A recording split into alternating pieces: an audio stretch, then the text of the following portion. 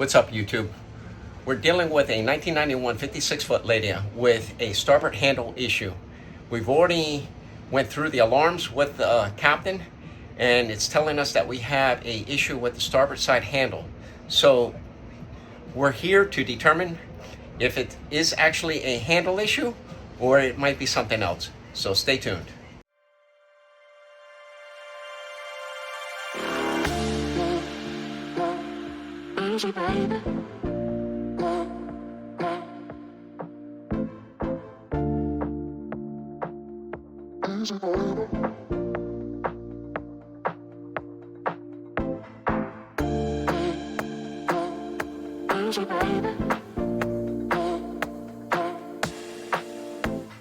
All right, guys, so we're on the boat right now, and we've also found out that we took the alarm codes off of the touchpad, so whatever was related to us was the correct information. We have a starboard issue with this handle here.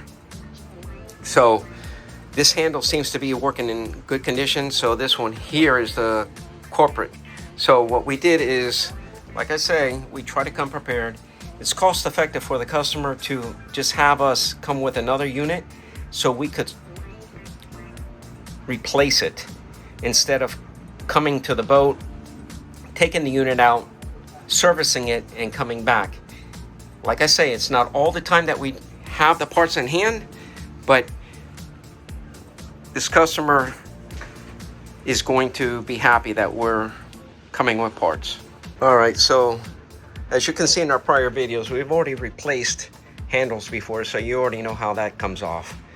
And like I say, it's nice to have the handles come off so that you could service it. So we got the key away, we got the insert, the spline insert, and we got the handle. So Julian is now going to remove the hardware. As you can see, he's buried in the hole over here. Say hello, YouTube. What's up? All right, so that's the handle over there. This handle is a little bit different from just a normal starboard handle. This has backup, and you can see there's an additional harness built into it. So there's a digital signal and an analog signal. The backup works off of the analog. So we're gonna be removing this control head. All right, Julian got this big clunky hands in there and his shoulder. So wow, Julian, that came out pretty easy. All right, guys, look, like I say, this side is labeled as starboard, and you can see that is a little bit different than just a normal side mount head. So this has backup features built into it, and that's the one that we were going to replace. All right, guys, as you can see, this is the new replacement, and this is the existing one that was on the boat. They're both identical, and hopefully this should be just a plug and play. So once we get this thing installed, mounted correctly, we're going to go ahead and verify that the control head and the control systems are working fine, and then we're going to erase the alarms. All right, well, Julian is playing on his phone. I'm not, I'm texting. Okay, he's texting who? Who are you texting? No one. No one, okay. He's preparing this to go back into that hole over there. Like I say, guys, if everything goes well, you should be able to take those handles off. And you could see on prior to my video before, I had a real hard time pulling the handle off of this.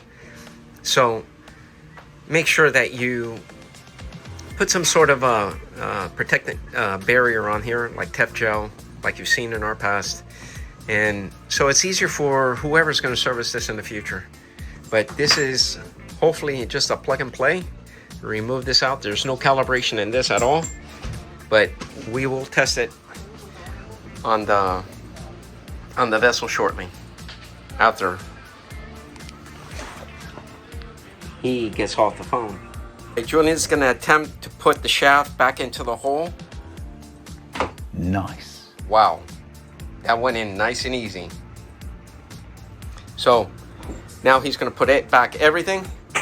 As far as mounting hardware, connect the cable to the touchpad, and then once he's done, I could go ahead and start putting back the spline shaft and the handle. All right, so as my dad is finishing putting on the side mount actual handle. Actual handle? The actual handle. No. I'm not saying the actuator handle. I'm saying the actual handle. the actual handle. Oh, okay. Make sure you're using the right terminology. Yes. Because I don't want you looking like a fool. Okay. So I was installing the actual unit itself right there. I made sure everything is nice and neatly organized and tie wrapped the way that it should be. So making sure that all my cables go around. This is not my cable. Just clarifying that was like that. But this is all my work. And now, how's it running? Yeah, the moment of truth. Let's go ahead and turn on the control system. This is the control system. We're turning the system on.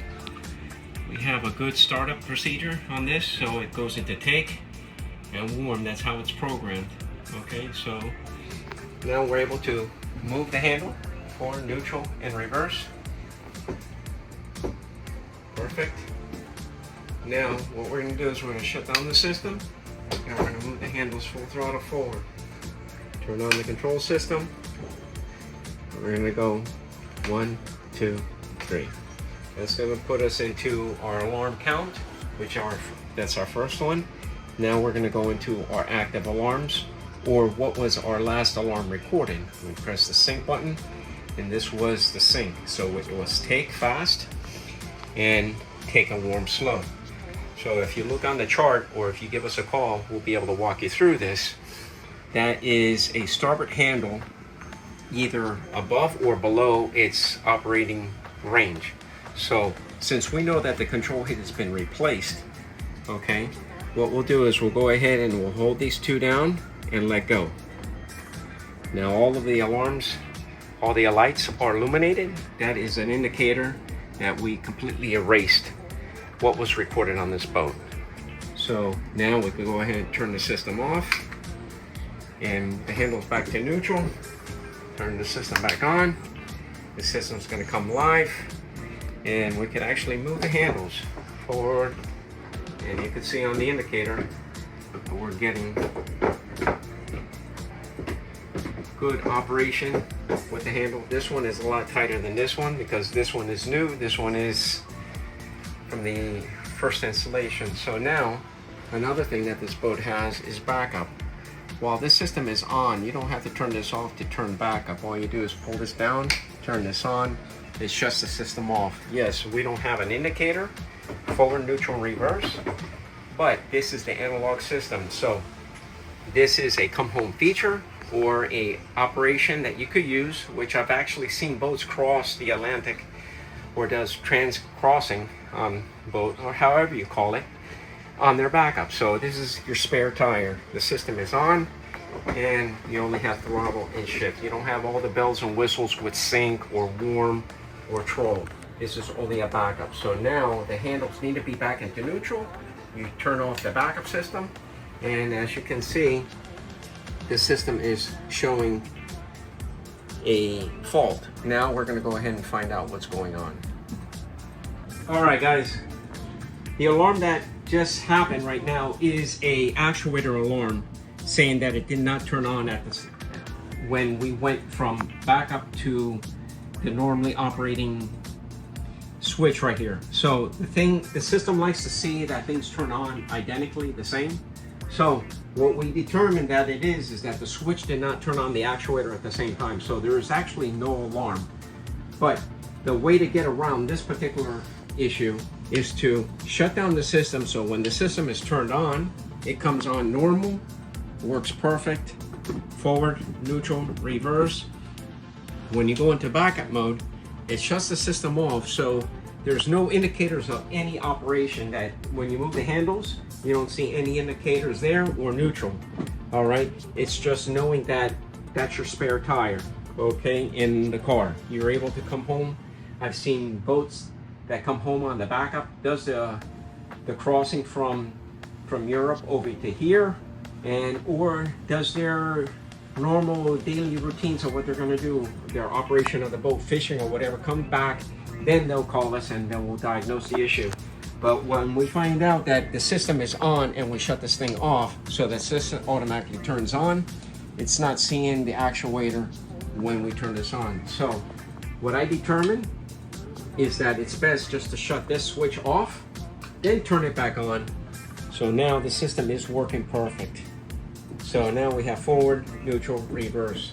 So if you ever turn on your backup and you have a hybrid system like this, just turn the system off, turn this off, and then restart the system back, and then you got a perfectly working control system. All right, guys, so we already verified that the control system is working, the backups are working. So it's just time to shut down, close her up, and I'll give you a brief little tour of the engine room on how this thing is set up.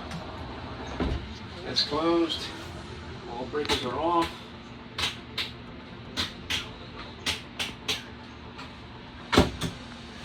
And we're off to the engine room.